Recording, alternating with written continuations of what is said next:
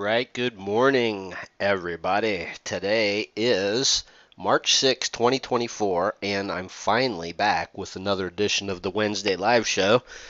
I know I've missed the past couple weeks, but so I'm trying to remember why, but I've been working on a big project, and a couple weeks ago I had something come up, and so the market's been kind of crazy, and it's not if you pay attention, read the financial news, watch CNBC, you kind of have a grasp of what's going on. But I'm glad to be back and talk about it a little bit and see where we are and maybe what we can expect. So today, Chairman Powell is testifying in front of Congress, so that should be really interesting. That should make for an interesting day because, as we know, the market is seems to be trading anyway on just a couple of things. One is the AI bubble, if you can characterize it as a bubble. We'll talk about that in a minute. But the other one is obviously, the Fed, when the Fed's going to start lowering rates, when they're going to become restrictive. And it's interesting. We're living in interesting times. Let me get rid of this splash screen here and just I got my normal charts here, but I have them kind of organized now. I spent a little time getting my charts together. So the very first chart, like in my watch list, is just the very short-term S&P 500, which, quite frankly, has been on an absolute tear this year. A very well-defined sort of uptrend. Actually, it started from the October low back here. And the funny thing, I was thinking to myself, well, I've been thinking about how, the Fed basically started raising interest rates and was extremely aggressive in doing so. And we didn't really get a bear market out of that. I mean, we got, the market was weak and this and that, but we've had, you remember last year, I can show you this on the chart in a minute. Last year, the market rallied a few times significantly on the idea that the Fed was going to pivot and start lowering rates, right? And which they never did. And I mean, it seems like it's been a year now that the market keeps betting on the Fed to lower rates, pivot, so to speak. Um, the market is betting on the fact they're done raising interest rates. But the thing of it is inflation really under control? That's pretty subjective because at this point nobody believes the data, and the data is almost kind of like a joke, right? Because you see, inflation's been coming down. I mean, geez, it went up to it was like 9.1% year over year inflation. I guess it wasn't last summer, it was the summer before that. But anyway, I mean, they let inflation get completely out of control, and then just by the nature of the fact that the prices couldn't keep rising at the clip that they did. And so we've discussed this before too, but see, everybody's starting to realize, or it seems to me that more people, I read a lot of comments, and I occasionally I jump on Twitter and read what people are saying, and so the stuff that I was saying like a couple of years ago or over the years, people are finally, it's dawning on them that like the creating all that money, like the pandemic response, the Fed has even admitted it. The Fed themselves have admitted that the pandemic response was overkill, and everybody knows that's what created inflation. Inflation was the result of zero interest rates, zero interest rates for all that time. Um, the Fed extremely accommodative, and they created, sort of a speculative mania. So if you look at the long-term chart of interest rates, I mean, they've been coming down for 40 years. And so that's driven up speculative assets as well as home prices and all that kind of stuff. But anyways, all that aside, the Fed is terrified that if they start easing financial conditions, then inflation's going to pick back up, and then they're really going to be screwed because, they screwed up. to begin with by creating the inflation. I mean, they love to blame the supply chains and COVID and all that, but the reality is, and I'm sure that contributed to it for a period of time, but the reality is that, and government spending is the other thing. People are starting to realize that I keep seeing these posts that say, the national debt's going up $1 trillion every 100 days. So, all this stuff we used to talk about a decades ago. I mean, 20 years ago, we were talking about how eventually, we were going to see some serious inflation. And I mean, they've been devaluing the dollar for as long as I've been alive. And so, now they target 2% inflation. But here's the scary thing about it, or not the scary thing, but the thing that really bugs me is, first of all, the idea that deficit spending and watering down the money supply and creating money out of thin air and bailouts and QE and zero interest rates and all that good stuff, all throughout history, and I know that, the Fed is like thousands of people that are supposedly PhD economists. They know that, the way that their monetary system is designed inevitably results in, inflation. But here's the thing: is my point is that everybody knows that the price of everything is up significantly from just a few years ago. So if you take the price of anything pre-pandemic compared to now, you're paying 25, 30, 50% more for the same stuff, and so the cost of living has gone through the roof. And the fact of the matter is that, and I say this all the time, even if inflation was zero, if the inflation rate was zero for the next, 2 years, we're still paying like way more for everything than we were before, the problem. And so, you can you can blame it on COVID or whatever, the pandemic, but it was a combination of the government spending being out of control for, as long as I can remember, be honest with you, but it's sort of accelerated, right? Like out of control government spending has accelerated since COVID, since the pandemic, and the money supply, I mean, the money supply has increased, and so we're kind of in a pickle here to some degree because, they talk about hard landing and soft landing and recession and all that, and quite honestly, the funny thing is that, I've got friends that are like, don't follow this stuff, and they're non-economists, and every now we talk about all this stuff, and a lot of times I'll, in the past anyway, I've joked about how they literally, back in 2008, the economy, the economy collapsed, and they just papered over it, right?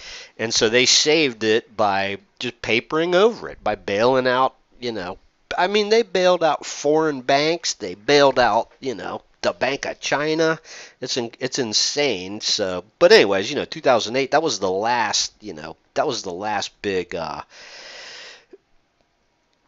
meltdown. And then we had the pandemic, and they did literally the same thing. They slashed interest rates to nothing, and they created, trillions of dollars out of thin air, which watered down the money supply, which anybody that's studied economics, the history of economics, knows that, inflation is basically like when they create additional money, fiat currency that's backed by nothing, obviously, and that waters down, the money that is already in existence. And so there's a big debate about money that stays, like, I mean, the Fed gives the banks free money, the overnight lending and all that stuff, which is some of that's coming to an end.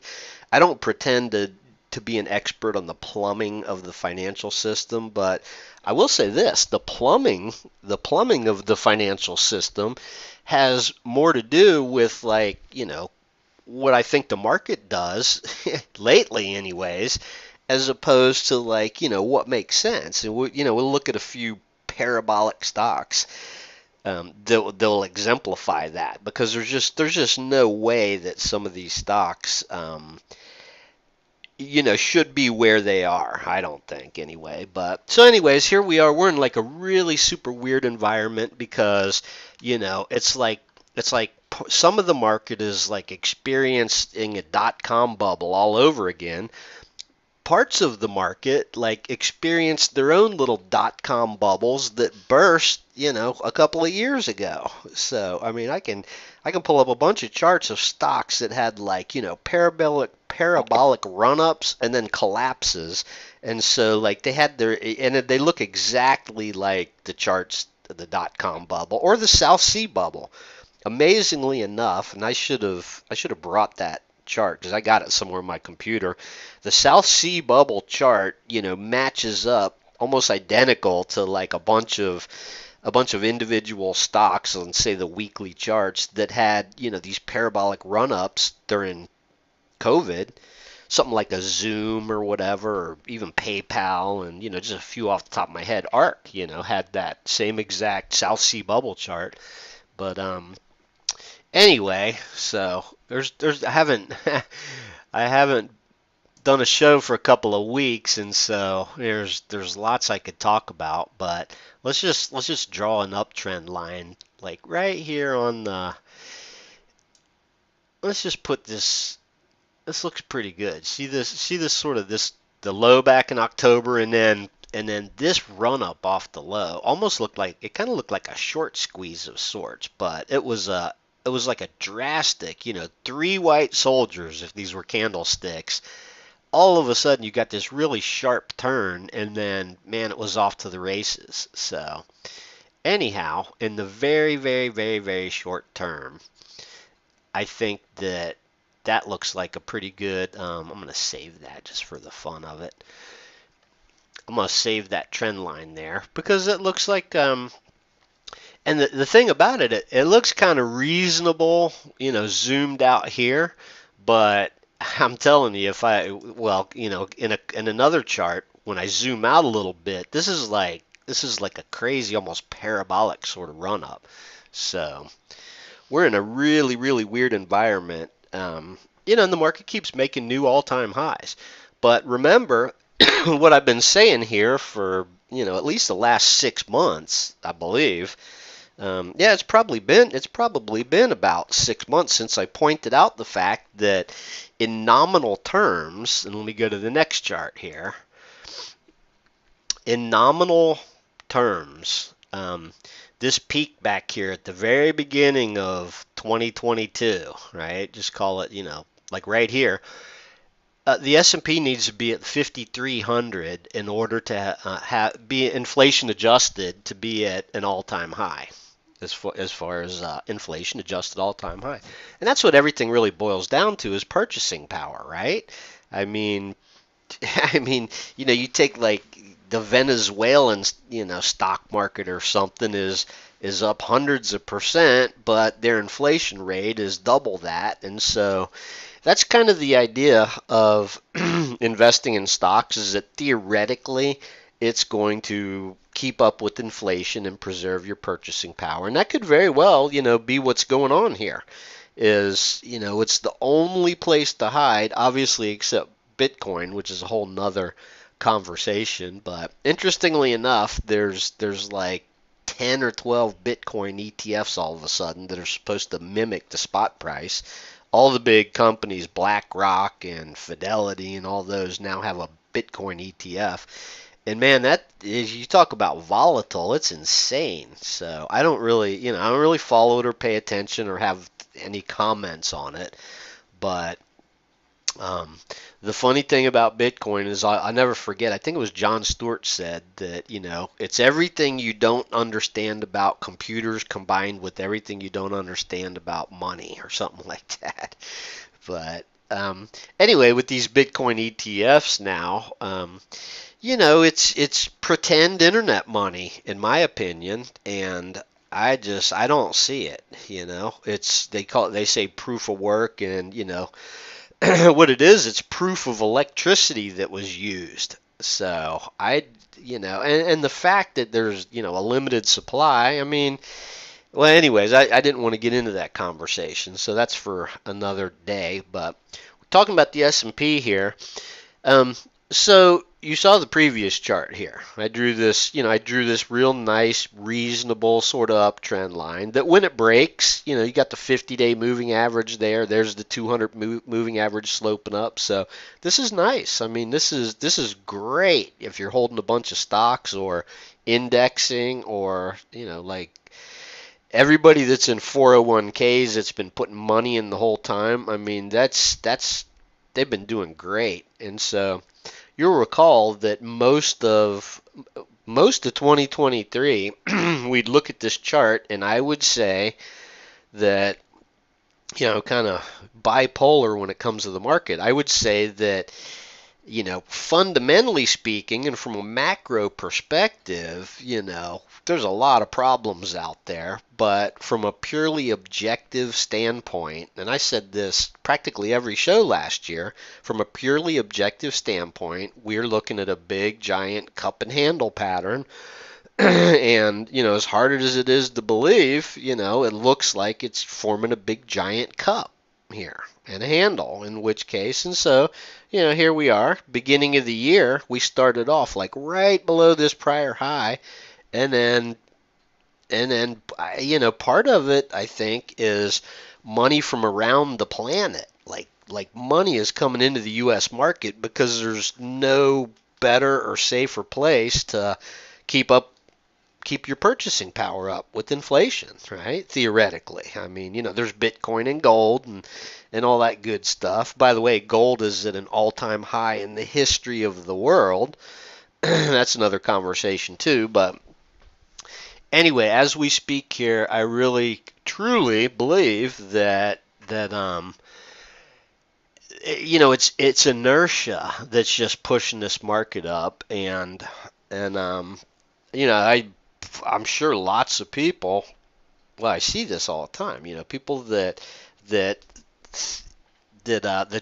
think that, what I was saying before about the macro being so bad and all these problems and all this and that, um, you know, they've probably all the shorts. I mean, the shorts have been squeezed and squeezed and squeezed and squeezed, and it's been a tough market to be bearish because this is kind of not normal for it to run up straight up like this at this type of angle and this steep. But quite frankly, if if at some point, before it tanks, but if they can keep this momentum and this inertia going to 5,300 at S&P 5,300, we're literally going to be equal to where we were, back at the beginning of 2022 as far as, the purchasing power and keeping up with inflation, right? So that's kind of interesting because it's just kind of interesting. I mean, it's something to keep in mind. But let's move on to the weekly chart here. Oh, one more thing I wanted to say back here is I changed the color of this and I extended these two horizontal lines here. This is basically, this is the big breakout, and you notice the real nice sort of consolidation just under the prior nominal all-time highs, and then boy, when it broke out, it just kept going, right? Typically, you get some retest, that type of thing, and so now that it's pulled so far away from that breakout, a normal air quote garden variety correction would just take it down to the vicinity of retesting this breakout. And so this was the first, I had this on here, and we go back like, a year, all throughout last year, I had this resistance level marked, and you can see how, it took a couple of weeks of consolidation under this level too. Remember, this is back when the Russia-Ukraine war started. That's what sort of kicked off, the bear market, I guess you'd call it. So, yeah, I would say that 2022 was a pretty rough year. Now, it did bottom out, and then for the calendar year, it wasn't quite as bad as the low, but anyway, long story short, here we are straight up at, what I would think is, I mean, I would think that this is an unsustainable sort of angle higher, an unsustainable rally, but the inertia of this and the fact that it's going up and more people around the world are saying, "Oh man, I need to be in US stocks." I think that's a big part of it. So part of it is I think short squeezes. Like when this thing first got going here, somewhere between about 4,300 and 4,500, I think because if as you recall, like down here around last October lows, man, the sentiment was just buried. The sentiment was terrible, and everybody thought, it was going to break down and go back to the bear market lows. I didn't mean to zoom that out, but about to switch to a weekly chart, so I figured I would. But anyway, so, I remember the sentiment here. We broke below the 200-day moving average, right? And so that would be like on CNBC, as soon as you break below the 200-day moving average, they start getting all crazy bearish, and everybody else does. And like sort of based on, what I see on the chart. Now, obviously, over here, spent a lot of time below it, but these little spikes below it or whatever were actually, turned out to be buying opportunities in hindsight. But this current rally here is pretty wild. I mean, it's pretty wild, but just keep in mind that S&P 5300 is going to, is going to be equivalent to the actual all-time high. And so that kind of makes sense. So here's the weekly chart here. And I've like sort of, I haven't revamped this. I mean, every line on here I've had on here for ages, but what I did was I set one specific chart so that it went all the way back to basically to 2020, right? Like pre-pandemic. So there was the pandemic sell-off. There's the trillions of dollars of Fed money and zero interest rates.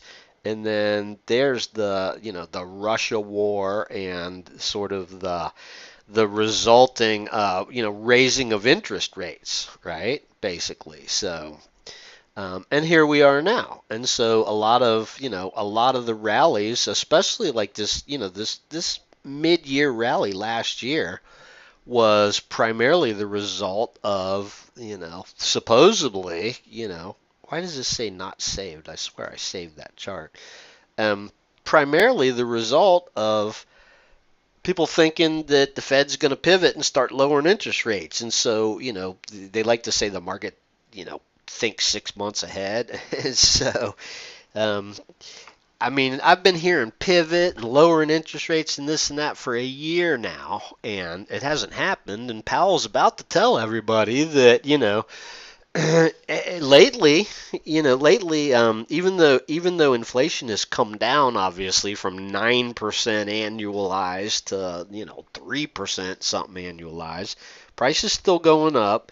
Everything's way, way, way more expensive than it was back here, and and so the whole thing, everything boils down to purchasing power. That's why I think the market is where it is. So, boy, I'm going to run out of time here, but that's okay. We got a lot of catching up to do. Real quick, I wanted to look at a bunch of the super parabolic stocks too. So, QQQ, I'm just going to type a few in here, with nothing on the chart, basically, real quick. Big giant cup and handle, same thing on the NASDAQ 100. It's a thing of beauty. Lately, people have been commenting about how resilient the IWM is. And so this is pretty crazy because the IWM, I mean, it's still well below the peak, but we got really nice, really nice sort of breakout happening here, right? I got those other charts where I got, all the channels and stuff all marked and everything, but this is sort of a thing of beauty. So this gives me a little bit of hope right here, because this just looks really nice. And quite frankly, I mean, there's I'm gonna widen this zone here. And I don't know that I want to save this chart because I already got a chart with all sorts of marks on it and stuff. But that's a pretty good that's a pretty nice looking chart right there. It really is. So I mean, this basing pattern over a couple of years here, it just looks like it wants to break out. But hey, you never know. I mean, so it really depends. This whole market is based on a handful of mega cap, Magnificent Seven stocks. Even though Apple is struggling. So you guys remember my other chart there? I mean, look at that. 2021 was a wacky year for excuse me, the Russell 2000 and false breakout. And that was kind of interesting. And then, but anyway, this shows some promise right here. This shows some promise. Um, the problem right here is that I think that you got some froth in the market. So here we are. We're on a weekly chart, right? And so let's just look at a couple of these real quick here. This SMCI, just insane, right? But look at how this pattern, like this consolidation here for a long time, and then once it took off. So this is like, reminiscent of the dot-com days, right? And so is Nvidia. These are the two stocks everybody's talking about. I saw something about Nvidia on the NBC Nightly News. They had some like, teenage girl talking about, investing in Nvidia and stuff, and that should be a red flag. But this is what happens when. And so here's the thing: is like, us old guys know that.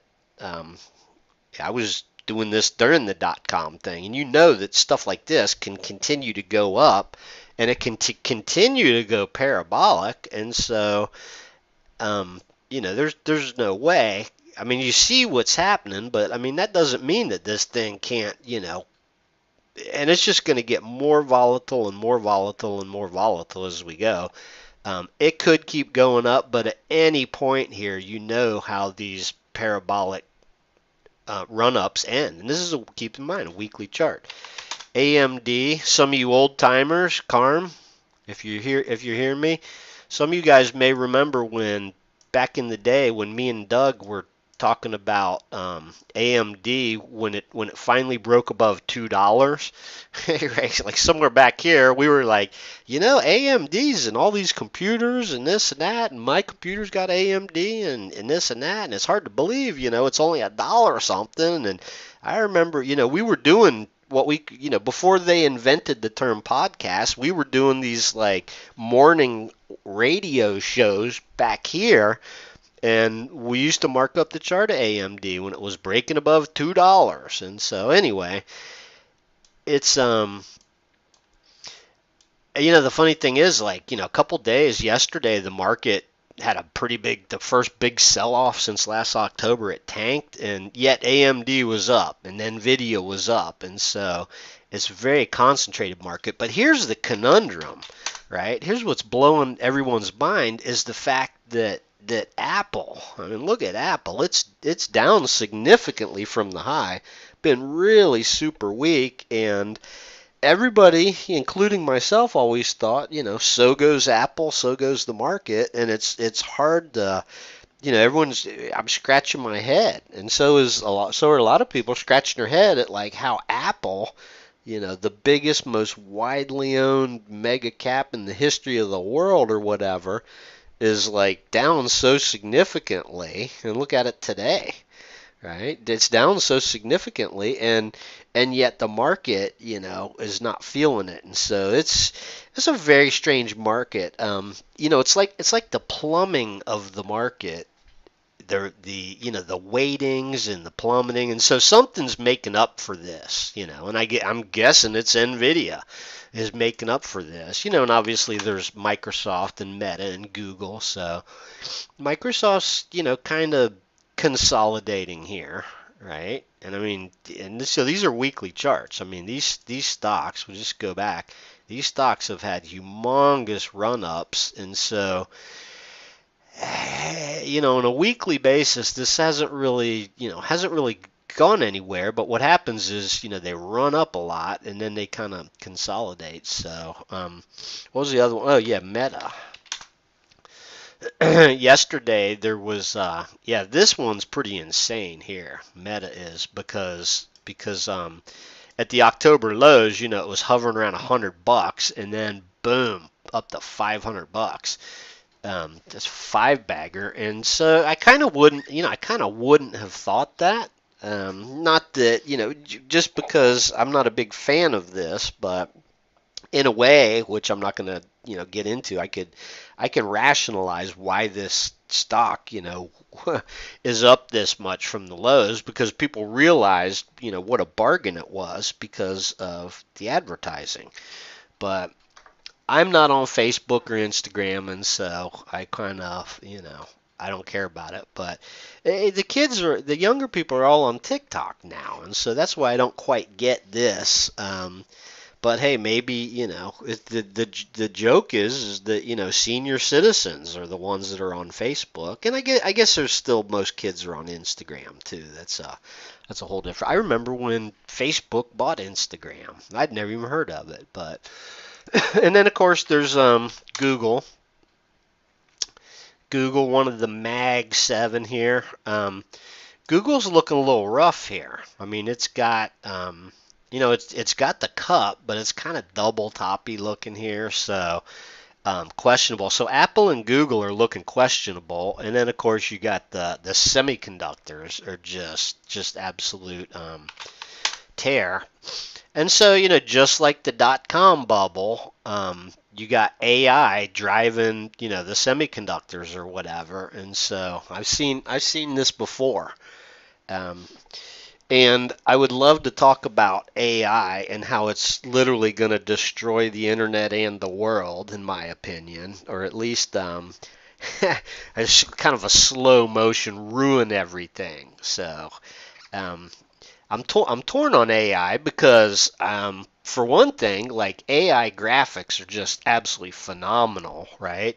But every single artist and graphic designer is eventually gonna, be put out of work because anybody can just go to the little Bing browser and create any image they want that looks great, right, for free. So I can, and so, it's great in that respect, and I see AI art that is just amazing, and I can truly appreciate it, and I think it's great, but it's going to have huge repercussions. And then, like I explained this to my mom, I'm like, eventually, down the road, AI is going to replace, I mean, it's going to replace a significant portion of human jobs because it can do it better, right? Like eventually your lawyer will be AI, and I'm sure they're already using it, but um, and like, medical type stuff, you feed in all the, you feed in all the history of all the medical profession and that, and then, you'd trust AI to diagnose things more so than you would a human, right? Because so anyways, and then of course there's the whole thing where, like, AI movies are going to replace actors, and AI books are going to replace you or replacing. I mean, this is already happening. It's gonna disrupt literally every single industry, and so I don't know how we're going to end up dealing with that. So because down the road, I mean, theoretically, the technology exists to take an actor's face, right, and just put it on an AI generated body, and then have a whole movie where the person doesn't even have to remember their lines or do anything, and you won't even be able to tell the difference. So it's just it's crazy. So is AI going to change the world? Yeah, definitely, absolutely. I believe that it's sort of, the same thing as, like, the dot-com days when they invented the internet and everybody got online and connected their computers together. That's what really the dot-com bubble started as legitimate, game-changing technology. And AI is doing the exact same thing, but you're going to get the same exact result. And we're seeing that already, is you're going to get, like, sort of a stock market bubble that gets unrealistic based on, reality. I would say. So anyway, that's a whole nother conversation. But the market is very, when you it's almost impossible at this point to talk about the market because and I just want to point this out. So like this chart of Zoom right here, like, this was its own .com bubble. This is what a chart of, like, Tulip Mania looked like, and this is what a chart of the South Sea bubble of 1780 looked like, or whatever. I mean, this is what those kind of charts look like. It's a parabolic run up, a boom, and then a bust, and then this is very typical, like this little tail thing here, or like just goes flat. It's just dead back where it started, right? So anyway, this already happened. So like this particular stock and some of these technology stocks they've already experienced their .com bubble and imploded, while other ones, it's kind of moved on to AI or whatever. And so I don't know. I mean, it's moved on to like just semiconductors. So um, Nvidia is the most, is kind of becoming the most talked about stock ever or whatever. There's that one, ARM. This thing was nuts because I remember watching this, whoops, when it went public, and then all of a sudden, I remember watching it when it went public, and seemed like a pretty good. And then when they came out with earnings, boy, that was what. That was the earnings pop there, and then so now this has joined the joined the league of. I don't believe this is in the S&P 500. It hasn't been public long enough, but anyway, so there's like so much more we could talk about, but I'm kind of running out of time, and sorry that I wasn't able to do a show the past couple weeks, and I know I had someone email me about that. Just for the fun of it, I added this Fidelity Bitcoin thing to my to my watch list over here. This is the Fidelity Bitcoin Fund, and so I don't know anything about it, right? Because every one of these, big financial things has one of these. But I figured, hey, Fidelity is about the biggest. So if I was gonna follow a Bitcoin ETF, this is the one. And look at yesterday, right? I mean, this thing went nuts. Like Bitcoin went to 69,000 or something like that, or yeah, it was like, and then all of a sudden it was down like 8,000. So let's see, what was the high? The high was 6083. So see, here's the thing is I like my tracking ETFs to be like the exact same price as the underlying instrument. So I don't know, I mean, I'm gonna guess that this is gonna mirror the price, but I'm not. I would rather see it be like exactly, 1/10 of the price. So anyway, well, that's my signal. I got people calling me, so we'll get into more of this stuff next week. It'll be a lot of fun. I know that. So anyway, takeaway from today is keep your eye on this trend line. If and when we get an actual correction, the inertia is going to keep going, and then it stands to reason, technically speaking, when this trend line goes, then there's support, down at these prior lows. There's a gap right there that could probably stand to be filled. You got the 50-day moving average, and on the huge big time frame or whatever, retesting the nominal breakout, theoretically should be in the cards at some point. So we'll see. Anyway, thanks for tuning in. I will see you back here next week. Same